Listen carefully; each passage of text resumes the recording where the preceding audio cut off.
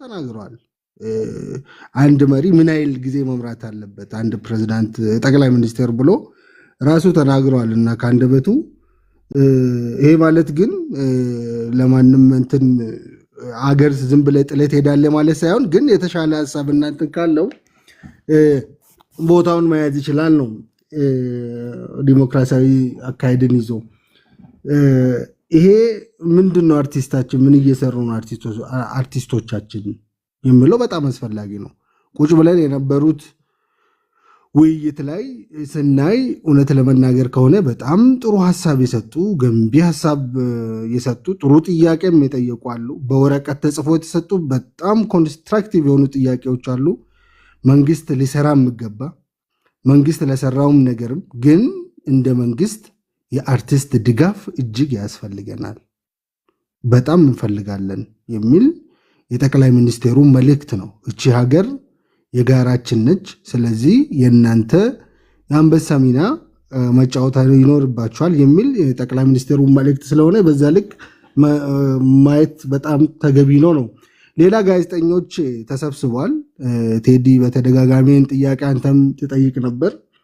በፌደራል ኮሚኒኬሽን ቢሮ በኩል ተቋሚ ማለት ምን አይነት ጋዜጠኞች ልበል የተለያዩ የግል ሚዲያ ተቋማት ብዙ ተቋማቶች ተሳትፎበት ከጠቅላይ ሚኒስቴሩ ጋር ውይይት ነበር። ኢትዮጵያን ሙሉ በሙሉ ጎብኝቷታል። ሙሉ በሙሉ ማለት ነው።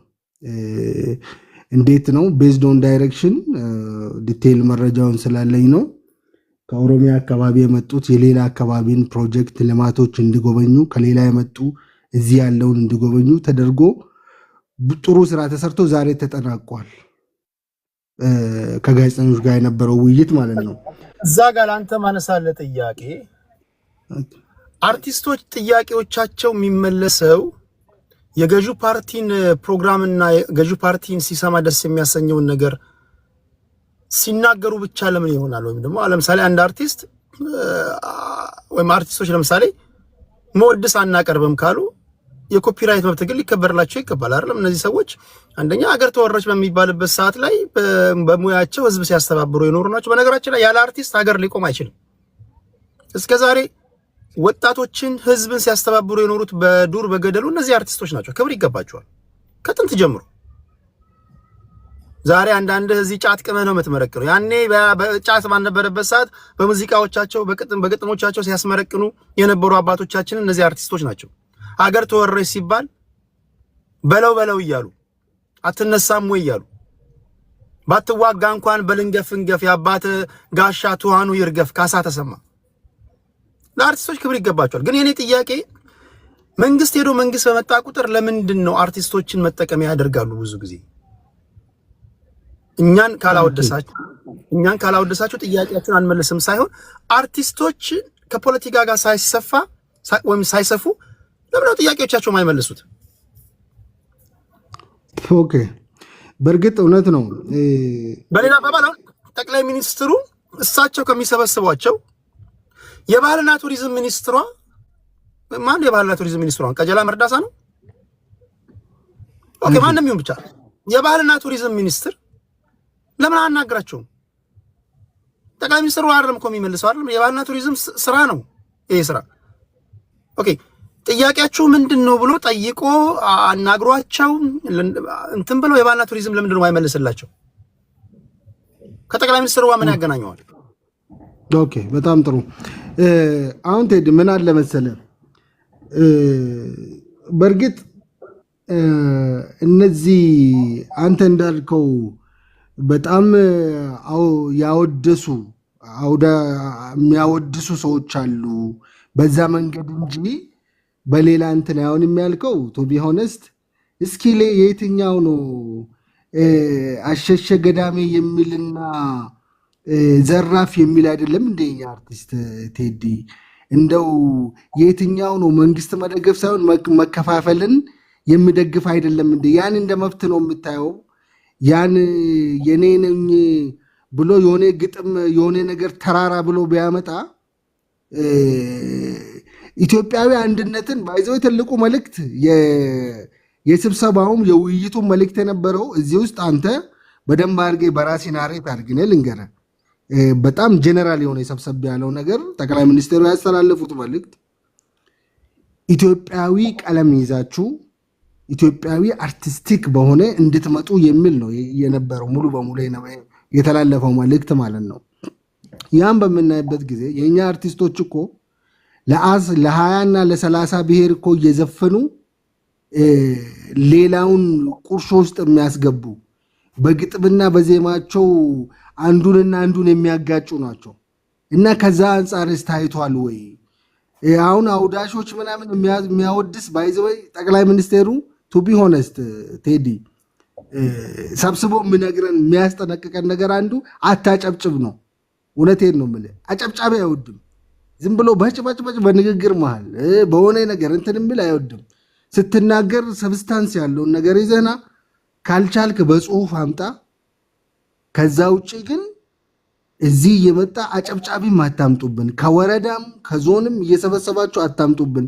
ባይዘወይ አመራር የሚወቀሰው አንዱ በዚህ ነው። ከየት መጣ ነው የምልህ። ይይዛል ጠቅላይ ሚኒስቴሩ እንዴት ነው ተመልምለ። አሁንም አርቲስቶች ጋር ከጋዜጠኞች ጋር የነበረው እውቅና ይሰጣችኋል። ፍርድ ቤትም እውቅና እንዲሰጣችሁ መታወቂያ እንዲወጣላችሁ ተደርጎ ባይዘወይ ኢንቫይት የምትደረግ ነበር። ከአንተም ሀገሮች ስላለ ነው እንጂ እውነት ለመናገር ከሆነ ብዙ ልጆች ነበሩ። እኔን ካዩኝ ማገደሉ ኢንቫይት እንዳታረጉ። አይ ብዙ ልጆች ነበሩ። አንተ መድረኩን ማየት ትችላለህ። ሊስቱን ልልክልህ እችላለሁ። ከነፃ አወያይና ከነፃ ጋዜጠኞች እንትን የነበሩ ልጆች ስላሉ ማለት ነው። እና በዛ ልክ ነፃነት ተሰጥቷችሁ ባጅ ተሰጥቷችሁ መታወቂያ ይዛችሁ እንዲሰሩ የሚል መልእክት ጭምር ተላልፏል። ሌላው አንዳንድ አሁን እዚህ ጋር የኑሮ ውድነቱን የሚያነሱ ግለሰቦችን ሰማለሁ። ይሄ እዚህ ሲስኮ የኑሮ ውድነት እንዴት አድርገን እናስተካክል የሚለው ነው እንጂ ኑሮ ውድነት የዓለም ጉዳይ ነው። የሁርሙዝ በር መዘጋት የኢራን የሁርሙዝን መዝጋት እኛ ላይ ተጽዕኖ እንደሚያመጣ ታውቃላችሁ። ቀጣይ ላይ መንግስት እጄን ከነዳጅ ውስጥ አወጣለሁ ብለዋል።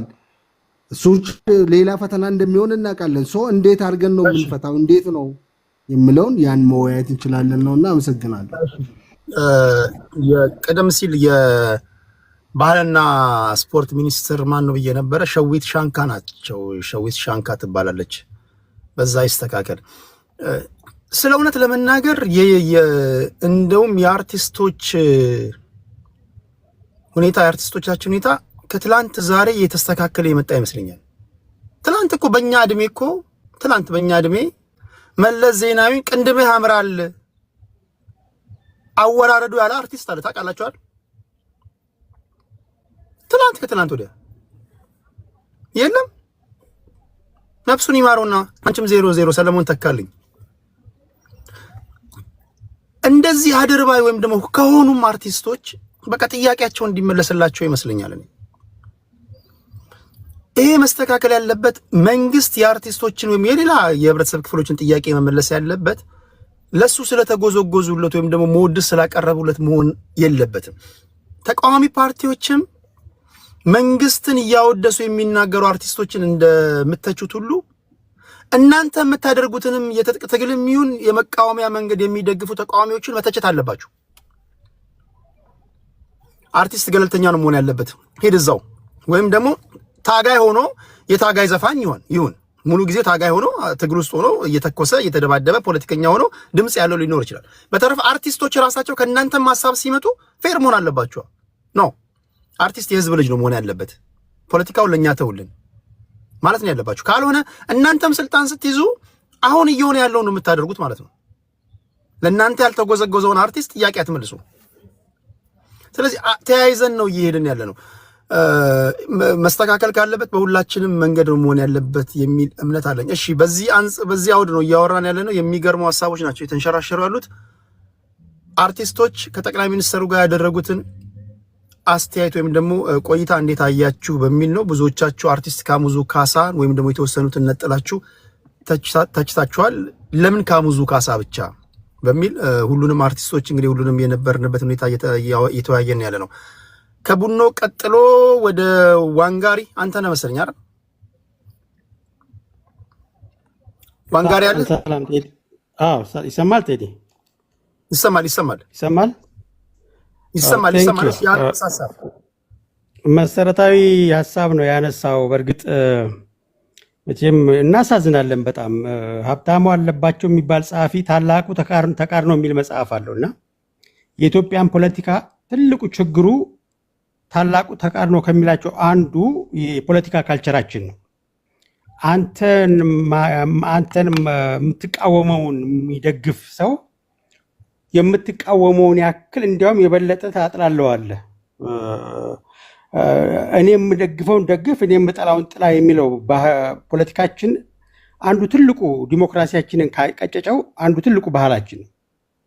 በእርግጥ አርቲስቶች ባላደጉ አገራቶች ኦልሞስት 90-95% የኢትዮጵያ ማህበረሰብ ዴሞክራሲ ምን እንደሆነ መብቱ ምን እንደሆነ ኤክሰርሳይዝ ማድረግ የማይችል ዲፐንደንት የሆነ ማህበረሰብ ነው ብለህ ማስቀመጥ ትችላለህ። ኢቭን የተማረው ራሱ ዲሞክራሲና ዲሞክራታይዜሽን የተምታታባቸው ናቸው ይላል ሀብታሙ አለባቸው በታላቅ ተቃርኖ ላይ። እና አንተ መንግስትን ስለተቃወምክ መዓት ተከታይ ፎሎወር ያላቸውን አርቲስቶች ገና ስልጣን ሳትይዝ የምትሳደብ፣ የምታዋርድ፣ የምታንቋሽሽ ከሆነ ስልጣን ብትይዝ ምን ልታደርግ ነው? አንተ ገና አሁን ሚዲያ ማይክ ስለጨበጥክ ወንበር ሳትይዝ ስልጣን ሳይኖርህ እኔ ያልደገፍኩትን ደገፋችሁ ወይም አወደሳችሁ ብለህ የምታዋርድ ከሆነ ምን አይነት ፖለቲካ ነው? ይህንን ነው ታላቁ ተቃርኖ የሚለው ሀብታሙ አለባቸው አንዱ። እዛ ላይ ምን ይላል? ትልቁ ችግሩ የኢትዮጵያ ፖለቲከኞች ይላል ዲሞክራሲና ዲሞክራታይዜሽን አልገባቸውም። ዴሞክራሲን ይዘምራሉ፣ ስለ ዲሞክራሲ ይጮሃሉ። አሁን እግዚአብሔር ያሳያችሁ። አሜሪካ ውስጥ የሚደረገውን መስፈርት ታመጣና ኢትዮጵያ ልለካሽ ትላታለህ። የአሜሪካን ዲሞክራሲ የዳበረ ዲሞክራሲ ባህል ኢትዮጵያ ውስጥ አምጥተህ ዲሞክራሲውን ስሙን እንኳን ሲሞን ራሱ አቢዩዝ ነው ያደረገው። ዲሞክራሲ ሚኒመም ሲቪል ሶሳይቲ ይፈልጋል፣ ሚኒመም ሶሻል ካፒታል ይፈልጋል፣ ሚኒመም ስለ ሩል ኦፍ ሎ የህዝቡ ከልቸር ያስፈልጋል፣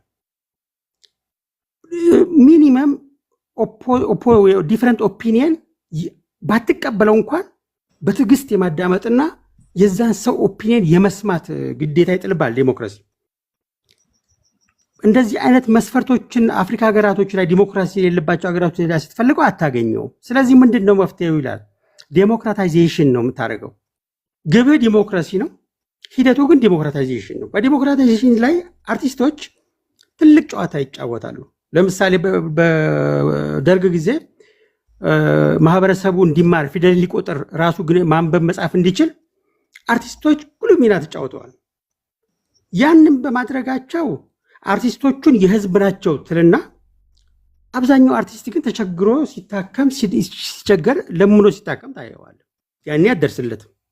ለፖለቲካ ፕሮፓጋንዳህ ግን ቴዲ አፍሮ አልመጣም ስለዚህ ካሙዙ መከተል አለበት ብለህ አንተ አርቲስቶቹ የት መዋል እንዳለባቸው የት መዋል እንደሌለባቸው ለዲሞክራሲ ነው የምታገለው ብለህ ገና ከወዱ ጉሮሯቸውን ታውቃቸዋለህ።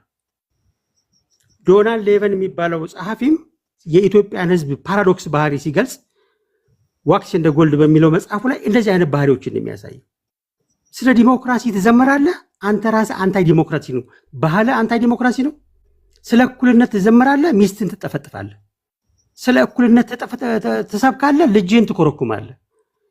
ከራስ ጋር የተጣላ ተቃርኖ በተቃርኖ የተሞላ ህይወትን ይዘህ ወደ ላይ ወደ መንግስት መተቸት ተቃዋሚ ሲባል ስሙን ይዘህ እድሜ ልክን ተቃዋሚ ትሆናለህ። ጠቅላይ ሚኒስትሩ የተለያዩ የማህበረሰብ ክፍሎችን አናገረ። ለፈለገው የፖለቲካ አጀንዳ ሊሆን ይችላል። ይሄ ጠቅላይ ሚኒስትር ብትመርጠውም ባትመርጠውም አገር የሚመራ መንግስት ነው። ጠቅላይ ሚኒስትርነቱ ለመረጠውም ላልመረጠውም ነው።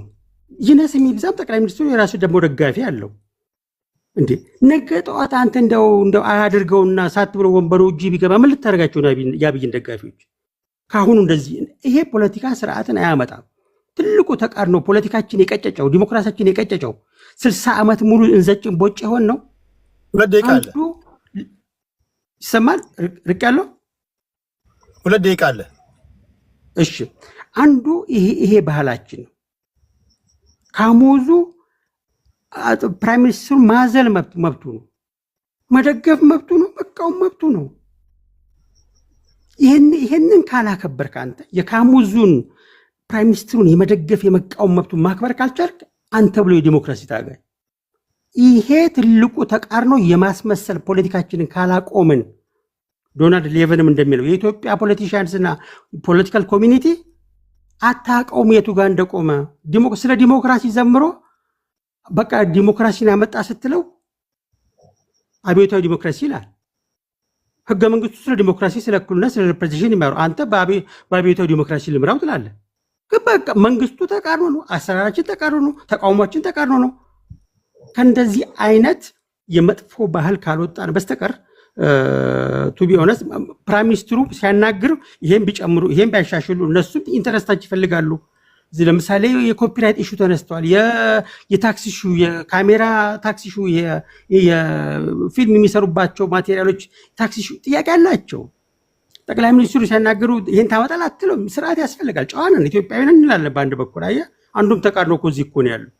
ባትወደውም ጠቅላይ ሚኒስትሩ አክብረህ ጥያቄን ታቀርባለህ። መደገፍም መብት ነው፣ መቃወም መብት ነው። በስብሰባው ግን አጀንዳው ለምንድን ነው ከሌላ ስለሞቱ ሰዎች የማታነሳው? አንድ አርቲስት ዘፈኑን ለህዝብ እንደ ኮንሰርት ይሰራል ብለን እኮ ተቃውሞ ኡሪ የምንል እኮ ነን ጎበዝ። የተማረው ዲሞክራሲ አገር ውስጥ የምንኖር ሰዎች በጣም የሚያሳዝን እኮ ነው። ማለት መረገብ ነው አንዳንድ ጊዜ። እና ፕሊዝ ከእንደዚህ አይነት ከራስ ተቃርኖ እንታረቅ። ፖለቲካን በስርዓትና በእውቀት እንምራው፣ በጩኸት አናርገው። ቴንክ ዩ። የሚገራርሙ ሀሳቦች ነው እየሰማን ያለ ነው። በጣም የተለዩ ሀሳቦች። ልዩነት ለዘላለም ይኖር። የኛ ሀገር ልዩነት ሰይፍ ያስነሳል፣ በሰይፍ አንገትን ያስበጥሳል። የሰዎች ልዩነት ያለ ልዩነት መኖር አይቻልም እና ልዩነት ለዘላለም ይኖር። ልዩነታችን ውበታችን ነው። እሺ ከዋንጋሪ ቀጥሎ ወንዴን እንስማውና ወንዴ ይሰማል? አዎ ይሰማኛል። እስኪ ለቤቱ አዲስ ስለሆንኩኝ እስኪ ትንሽ ልስማ እስኪ። እሺ አሁን ምንድነው የማደርገው? የመጨረሻ ዙር ስለሆነ የመጨረሻ ሐሳባችሁን እየሰጣችሁኝ በ3 ደቂቃ የመፍትሄ ሐሳብ አይ ቲንክ ከሞላ ጎደል ሁላችንም የተስማማን ይመስለኛል። ደብል ስታንዳርድ እንዳይሆን ነጥሎ የተወሰኑ አርቲስቶችን ብቻ አታክ ማድረግ ዞሮ እኛንም ራሳችንን የሚያስወቅስ ነው። ሁለተኛ አርቲስቶች እንደዚህ አይነት ነገሮች አፕሮች እንዲኖራቸው ያደረገው ምንድነው? ያለፈው ስርዓት ውጤት ነው። የነዚህን የህብረተሰብ ክፍሎች ወይም ደግሞ ባለሙያዎች ጉዳይ አይቶ ድምጻቸውን ሰምቶ ችግራቸውን ተረድቶ ምላሽ ተሰጥቷቸው ቢሆን ኖሮ ዛሬ እንደዚህ ባልሆኑ ነበር።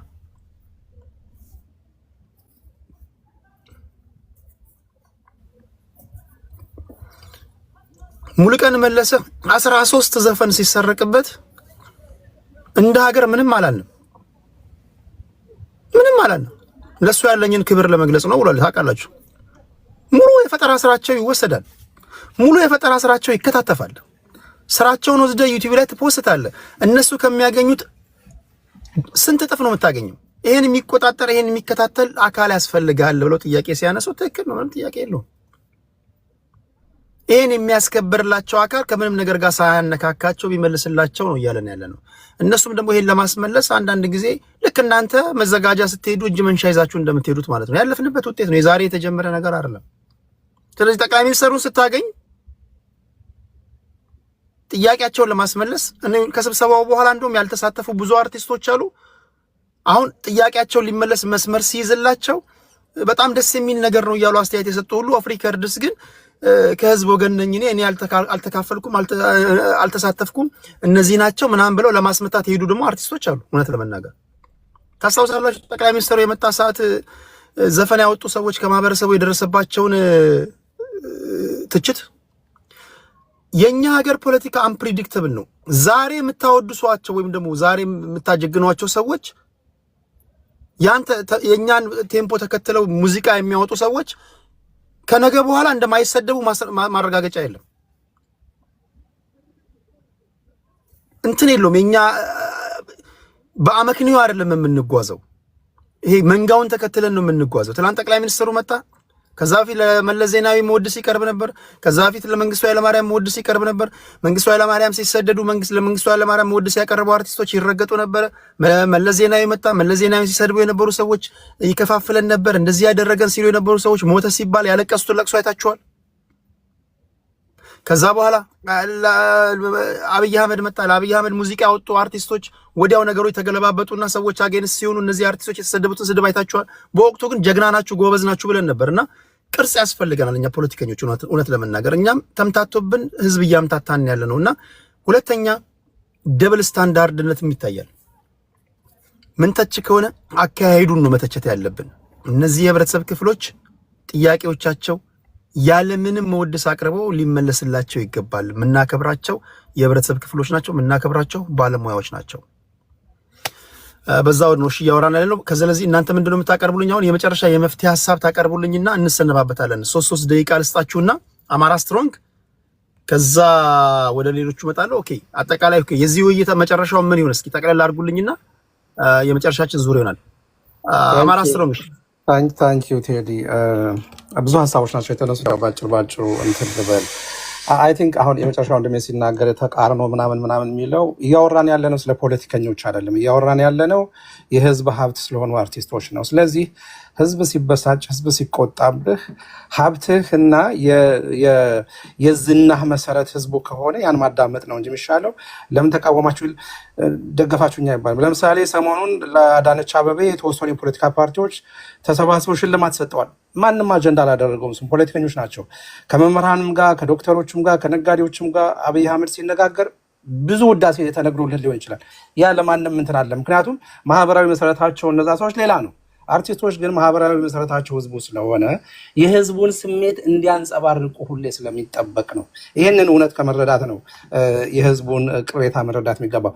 ቴዲ አፍሮን መውሰድ ትችላላችሁ። የቴዲ አፍሮ ዘፈኖች በ17 መርፌ በጠቀመው ቁምጣ ለለውጥ ያጎፈረው ስልጣን ላይ ሲወጣ ለውጥ መቼ መጣ፣ እንደዚህ አይነት ዘፈኖች የህዝብን ስሜት ይገልጻል። የህዝብን ስሜት ስትገልጽ በህዝቡና አሁን ስልጣን ላይ ባለው አካል መካከል የመምረጥ ጉዳይ ነው። በቃ አሁን ያሉት አርቲስቶች አሁን ስልጣን ላይ ያለውን ኃይል መርጠው ሂደው እሱ ጎን ተለጥፈዋል። እነ ቴዲ አፍሮ ያን ጊዜ ከህዝባቸውን መረጡ፣ የህዝባቸውን ስሜት አንጸባረቁ፣ ዋጋ ከፈሉ፣ ታሰሩ፣ ተጎሳቆሉ፣ ብዙ እንትን ደረሰባቸው። ስለዚህ በዛ ደግሞ ህዝቡ ደግሞ ክብር ሰጣቸው። ይሄንን ነው አሁን የመምረጥና ያለመምረጥ ጉዳይ ነው። አድርባይነት በአርቲስቶች የተጀመረ ብቻ አይደለም።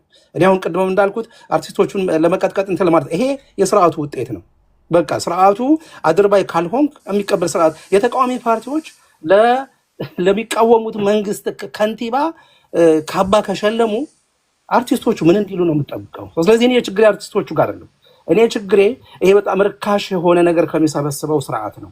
አሁንም በዚህ መከራ መሃል ሁሉ ሆኖ በዚህ አርቲስቶቹን ከህዝብ ጋር በማጋፈጥ የነሱን የፊት ለፊት የግንባር ስጋ አድርጎ የነሱ ዝና ኮምፕሮማይዝድ እንዲሆንና ግን በመሃል ደግሞ እሱ አትራፊ ሆኖ አጀንዳ ሰጭ ሆኖ ለመቀመጥ የሚያደርገው ነገር ነው። አይሆንም እንደሱና ይሄንን መርጠው ህዝባችን ይሻለናል፣ የህዝባችን ስሜት እናንጸባርቃለን፣ እንደነ ቴዲ አፍሮ መሆን እንፈልጋለንና እንችላለን የሚሉ አርቲስቶች ጉድ ፎር ዘም ዋጋ ያስከፍላቸዋል። አዎ ግን ለምን እንደ ቴዲ አፍሮ አልሆናቸውም ብዬ ደግሞ አልከስም። ኑሯቸውን ራሳቸው ናቸው የሚያውቁት። በቃ በጣም አስቸጋሪ የሆነ ስርዓት ነው። አንዲት ትችት ተችታ አይደለም። የእንትናን ባህል አታዩትም? እንደ ሰሞኑን ሶሻል ሚዲያ ላይ ያየሁት የማን ነው ገለቴ፣ አይዞሽ ገለቴ የእሷን ባህል አላያችሁትም? እንደ የሆነ አጎሳቁለው ደብድበው ምናምን እንደዚህ አንድ ግለሰብ ይሄን የሚያረክበት አገር ላይ ይሄ ባንኩንም ታንኩንም የተቆጣጠረውን ስርዓት አወድሰኸውም ይቅርታ ካደረገልህ እድለኛ ነው። ስለዚህ ችግራችን ያለው ስርዓቱ ላይ ነው። አርቲስቶቹን ተዋቸው፣ በቃ ሰርተው ይብሉ። እነሱ ራሱ እንደኛ ነፃነት ናፋቂዎች ናቸው። እንደሌላው የሌላው ህዝብ የተቸገረውን ያህል ተቸግረው የሚኖሩ ናቸው። በቃ ግን ለመኖር ሲባል ያን ነው የሚጠይቀው። አሁን እነሱ ያንን መርጠዋል። ያልመረጡ አርቲስቶች ጎበዞች መደነቅ አለባቸው። ያልመረጡት ያልሄዱት በቃ ከህዝባችን ጋር እንቆማለን፣ የህዝባችንን ስሜት እናንጸባርቃለን፣ አትሊስት አንናገርም፣ በቃ እንደሌላው ህዝብ ዝም እንላለን የሚለው ማለት ነው። ስለዚህ አሁንም መፍትሄው መሆን ያለበት ቴዲ ምን መሰለህ፣ ህዝቡ እውነቱን ማወቅ አለበት። ማወቅ ያለበት እውነት ምንድን ነው? በውሸት የሚገነባ ስልጣን የለም። በውሸት የሚገነባ ቅቡልና የለም። ቅቡልና የሚገነባው በምታረገው ነገር ነው። ሌሎች አምባገነኖች ነበሩ ከዛ በፊት ስፖርት እነመለስ አምባገነን ነበሩ። መንግስቱ ኃይለማርያም አምባገነን ነበረ። የአምባገነንነትን ተለማምደን የኖርን። አሁን ግን ከአምባገነንነት በተጨማሪ ያጣ ነው ድሃ ሆነን መኖር ብቻ አይደለም። ድሃ ሆነህ እንዳትኖር መከልከል ነው። ድሃ ሆነ በቃ ድህነትህ ድሃ ለዚች ሀገር እንደ ነቀርሳ እንደ እንቅፋት እንደሆነ ነው ያለውና የብልጽግና ፓርቲ ወንጌልም ሆነ ፕሮስፔሪቲ ፓርቲ ማኒፌስቶቸው የሚያሳየው እንደዛ አይነት ነገር ነው። በቃ በእምነት በምን ሁሉ እያሳበበ ይሄ ሁሉ መከራ የሚደርሰው ያንን መሰረት አድርጎ ነውና መፍትሄው ያ ነው። በቃ ስርዓቱ እስካልተለወጠ ድረስ ኢትዮጵያ ውስጥ መሰረታዊ ለውጥ እስካልመጣ ድረስ በእንዲህ አይነት ነገሮች እየተነታረክን እንቀጥላለን። የሚታገለው ደግሞ የታገለ ስርዓታዊ ለውጥ እንዲመጣ ለማለት ነው። ቴዲ ቴንክ ዩ አማራ ስትሮንግ። ግን አንድ ነገር ማወቅ ያለባችሁ እነዚህ አርቲስቶች እንደዚህ ተተችተው እንደዚህ ግማሾቹ ተሰድበው ለሰያው መብታቸው ቢከበርላቸው ቴዲ አፍሮም ጭምር ነው ተጠቃሚ የሚሆነው። ታውቃላችሁ። በሌላ አባባል የሚታገሉት ላልመጡትም ጭምር ነው ማለት ነው። ምክንያቱም ያነሷቸው ጥያቄዎች በሙሉ ቢመለስላቸው ይሄ በእርግጥ አንዳንዶቹ በጣም ሀብታም ሆነው ላይመለከታቸው ይችላሉ። ግን ለነሱም ላልመጡትም ጭምር ነው የታገሉት። ትግሉን ብቻ እንውሰድ ማለት ነው። በዛ አውድ እንረዳው ለማለት ነው። እሺ ሀብታሙ በሻ የመጨረሻ ሐሳቤን ላቅርብ። እኔ ምን መሰለ አሁን እዚህ መድረክ ላይ ትንሽ የተንጸባረቀው ቴዲም በጣም ደጋግሜ